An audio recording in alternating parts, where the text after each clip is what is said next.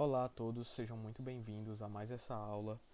Meu nome é Jonas Pereira dos Santos Filho, eu sou bolsista do programa Residência Pedagógica e na aula de hoje vamos falar sobre ótica geométrica.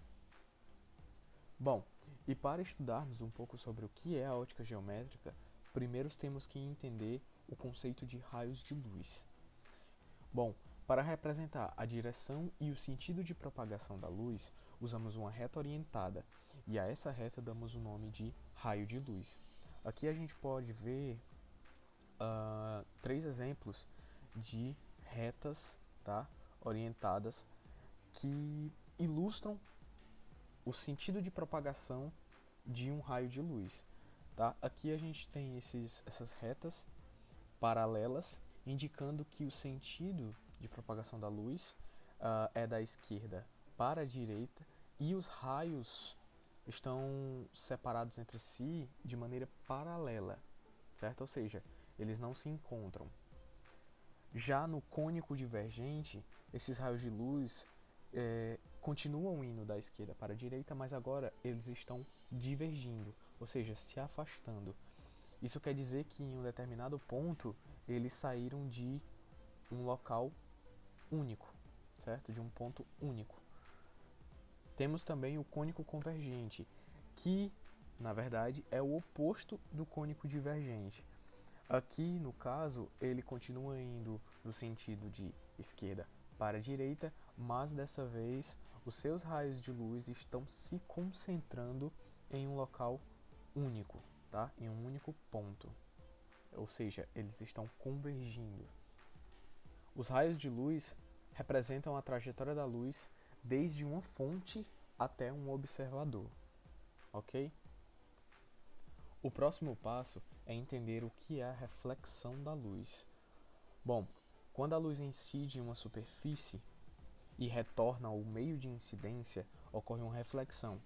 Esse fenômeno é muito comum em espelhos ou qualquer superfície chamada refletora. Tá? Aqui a gente tem um diagrama que ilustra essa situação. Um raio de luz incide sobre um espelho, tá? E esse raio de luz ele é refletido, tá bom?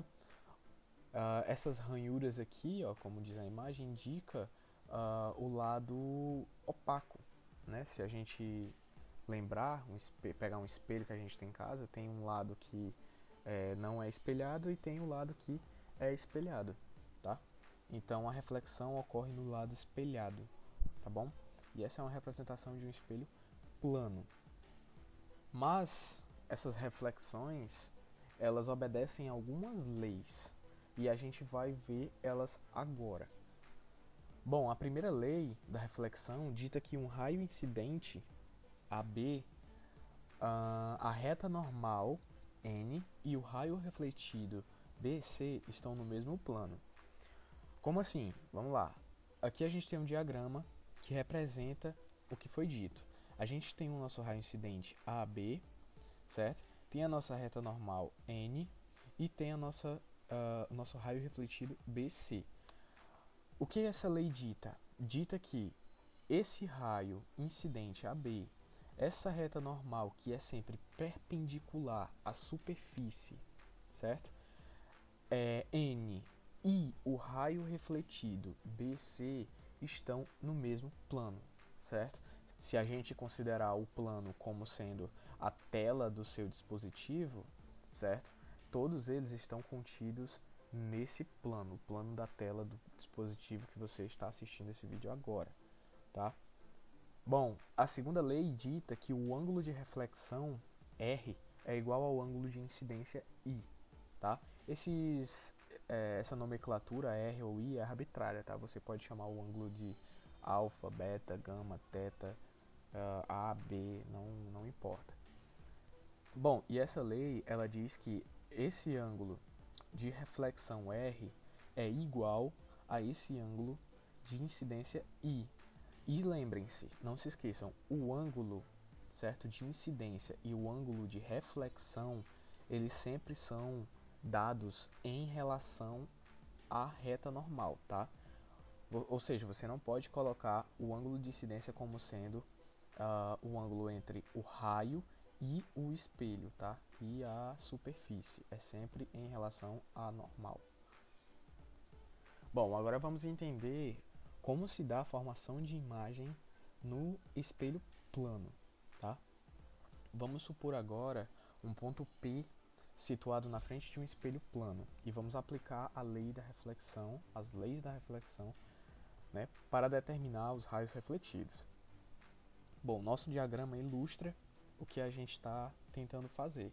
Aqui a gente tem uma lâmpada, ela está emitindo, né, raios de luz de frente a um espelho, certo? Plano. E se a gente traçar os raios refletidos, olha só, a gente, usando a lei da reflexão, né, o ângulo de incidência é igual ao ângulo de reflexão, a gente vai obter esses raios refletidos aqui. E a gente pode fazer, a partir desses raios refletidos, o prolongamento dos raios, tá? Que são essas linhas tracejadas aqui. E a gente vê que elas vão convergir para um único ponto, certo? O P'. E é nesse ponto P' que vai se formar a imagem, né, no espelho. Então, a gente sabe que se a gente prolongar esses raios, certo? Atrás do espelho, a gente vai perceber que eles vão convergir para um único ponto P', certo? E esse ponto P' é um ponto de imagem virtual, tá?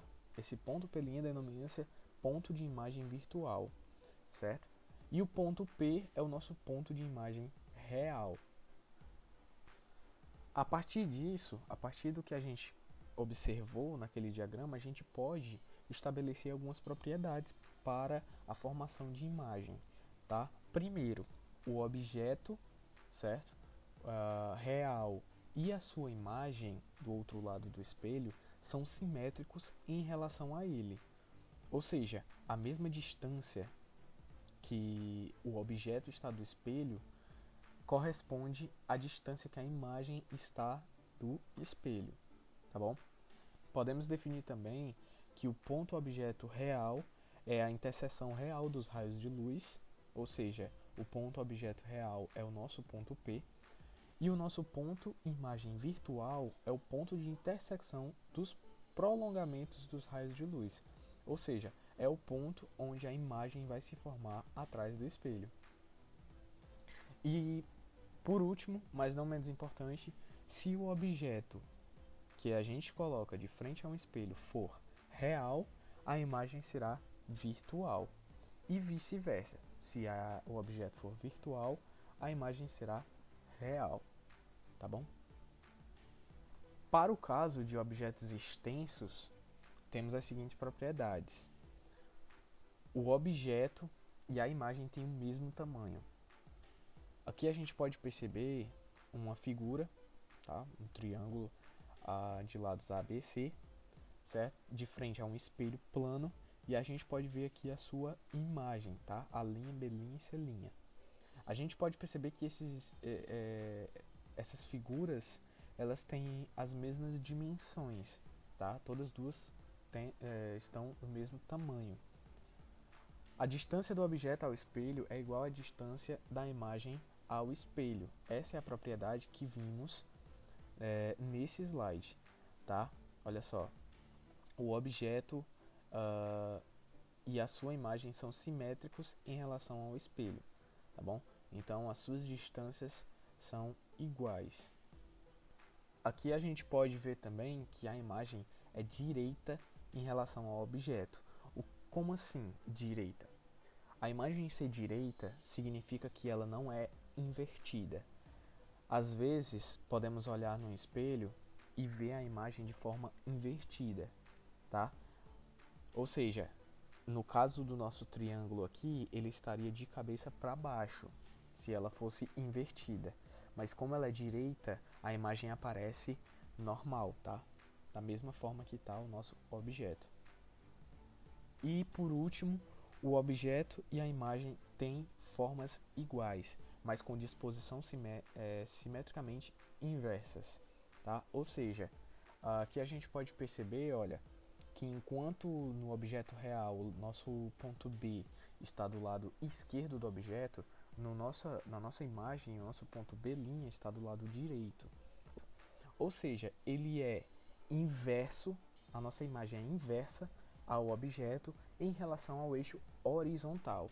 A gente tem que tomar cuidado porque dizer que ela é inversa em relação ao eixo horizontal é diferente de dizer que ela é inversa em relação ao eixo vertical, tá? Se ela fosse inversa em relação ao eixo vertical, a gente voltaria para essa terceira afirmação aqui, essa terceira propriedade, tá? E a imagem não seria direita, tá bom? Ela seria invertida, certo? Bom, pessoal, isso é tudo. Um forte abraço para vocês. Espero que vocês tenham entendido e até a próxima. Obrigado.